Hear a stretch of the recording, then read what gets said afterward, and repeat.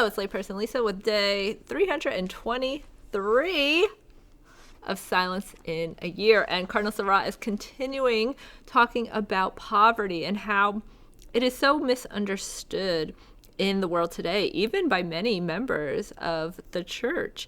And that in the Bible, poverty is the thing that is a state that often brings man and God closer together. And the reason for this is because if we are poor, in the sense of poor in spirit, which we talked about a few episodes ago, then we have this total dependence on God. And so we hear, especially like in the Old Testament, how the people had nothing. And so they trusted God to provide all their needs. And Cardinal Sarah talks about how God is poor and he loves poor people. God is poor because God is love, and love is poor.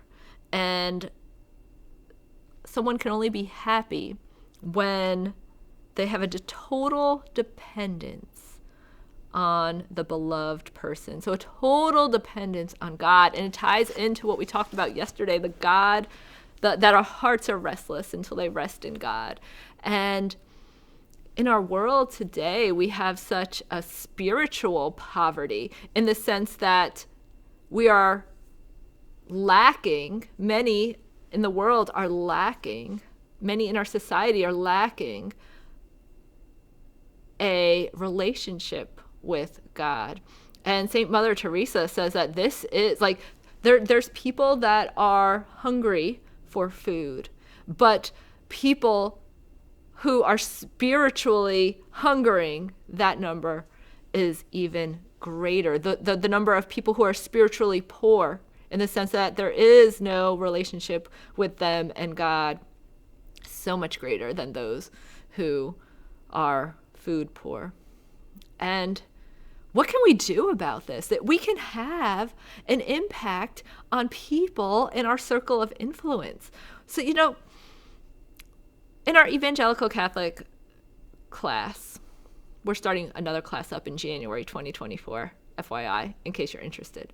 But we talk about going after the lost sheep and how we're called to go after the one.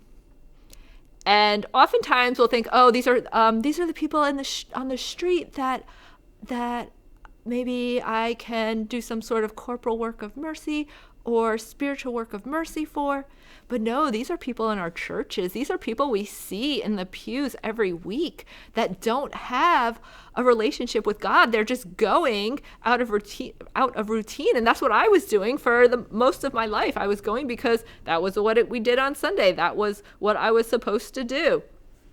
That was what would prevent me from going to hell. Like, I had all these misconceptions. I wasn't going out of love of God. Yeah, sure, I said, I loved him, but did I really know what that felt? Did I really know what that meant at that point in my life? No, it was, I was that person in the pew with no relationship with God. Yes, I would say some prayers off of a prayer card, or Our Father and Hail Mary's, prayers that I knew, but I didn't ever have a conversation with God. I would ask him for stuff, sure, but it's not like I would give him time in silence to speak to me. And so these are people who are potentially poor in spirit, that we can reach out to. So we can reach out and invite them to have a cup of coffee after Mass, or just have a conversation like, oh, hey, I see you here every week, but I don't know your name. I'm Lisa. What's your name? And then, follow up with them next week like, oh, hey, good to see you again, so-and-so. And start building this relationship. And then we can ask questions like, oh, so tell me about your relationship with God. What's your story?